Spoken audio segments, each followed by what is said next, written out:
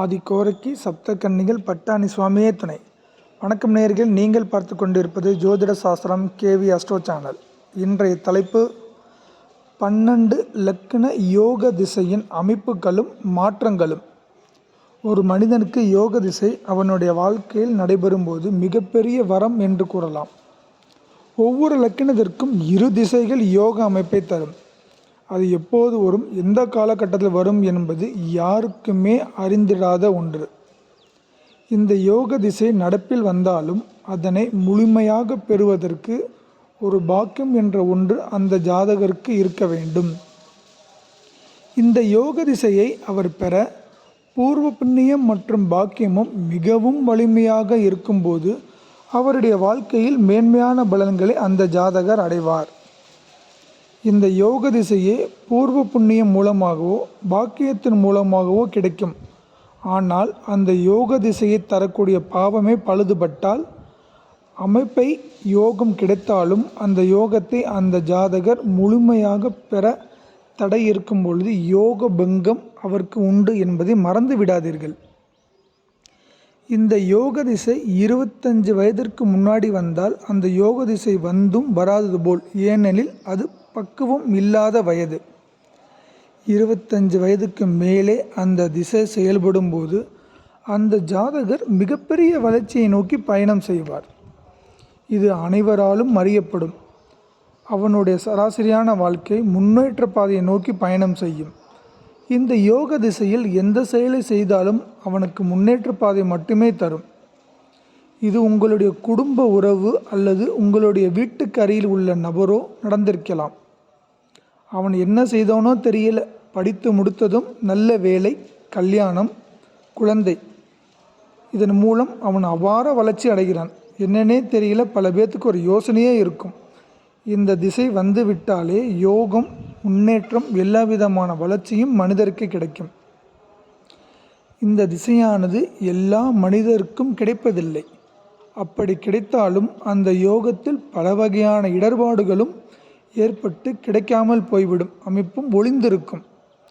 யோக திசை அவர்களுக்கு நடப்பில் வந்தாலும் சில வருடம் மட்டுமே அந்த யோக திசையில் அவர்களால் அனுபவிக்க முடியும்.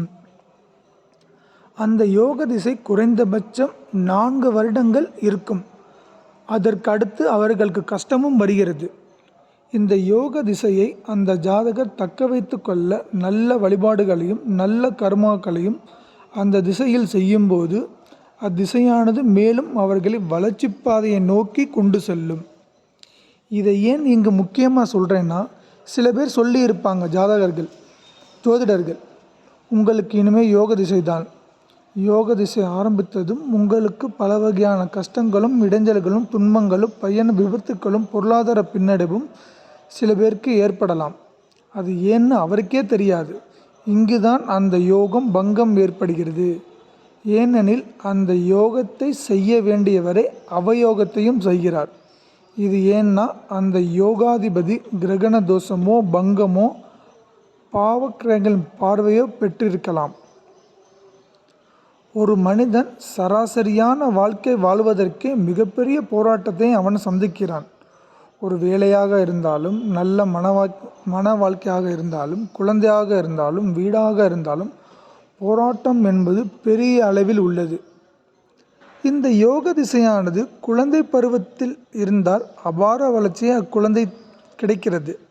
அந்த யோக திசையை அக்குழந்தை தக்க வைத்து கொள்ளுமா என்றால் கண்டிப்பாக முடியாது. ஏனெனில் குழந்தைக்கு பக்குவம் என்று இருக்காது. ஆனால் 30 வயதிற்கு மேலே அந்த யோகத்தை அந்த மனிதன் தக்க வைத்து கொள்ளலாம். ஏனெனில் அவன் 25 வயதிற்கு மேலே திருமண அமைப்பில் பொருத்தம் பார்ப்பதற்கோ ஜாதகத்தை எடுக்கிறான். அப்போதே ஜோதிடர் சொல்வார்கள், உனக்கு இனிமே யோக திசைதான் என்று. அந்த யோக திசை உங்களுக்கு நடப்பில் இருந்தாலும் மிக பொருத்தமான மன வாழ்க்கை, நல்ல குழந்தைகள், வீடு, தொழில் முன்னேற்றம், முன்னேற்ற பாதையை நோக்கி பயணம் செய்யும். அப்படிப்பட்ட யோக திசை ஒவ்வொரு லக்கினத்திற்கும் யார் யோகம் தருகிறார்கள் என்று பார்ப்போம். இது ஒவ்வொரு லக்கினத்திற்கும் தனிப்பட்ட யோக திசைகள். மேச லக்கினத்திற்கு யோகாதிபதியான சூரியன் மற்றும் குரு, வளர்பறை சந்திரன் யோகாதிபதிகள். லக்னாதிபதியும் யோகாதிபதி தான், ஆனால் அவர் 8ஆம் இடமான ஆதிபத்தையும் பெறுகிறார். ரிஷப லக்கினம். இவருக்கு யோகாதிபதிகள் சுக்கிரன், புதன், சனி. மிதுனம் சுக்கிரன், சனி, புதன். கடகம் சூரியன், செவ்வாய், குரு, சந்திரன். சிம்மம் செவ்வாய், சூரியன், குரு, சந்திரன். கன்னி புதன், சுக்கிரன், சனி.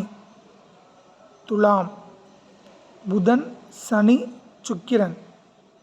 விருச்சகம் சூரியன், சந்திரன், குரு, செவ்வாய். தனுசு சூரியன், செவ்வாய், குரு, சந்திரன். மகரம் சுக்கிரன், சனி, புதன். கும்பம் சுக்கிரன், புதன், சனி. மீனம் செவ்வாய், சந்திரன், குரு, சூரியன். ஒவ்வொரு லக்கினத்திற்கும் 2 லக்கின யோகாதிபதிகள் இருப்பார்கள். அவர்கள் சுப இடங்களில் அமர்ந்து சுபத்துவமான அமைப்பை தருகிறார்கள். அசுப அமைப்பில் இருந்தால் சில போராட்டமும் கஷ்டமும் வரும்.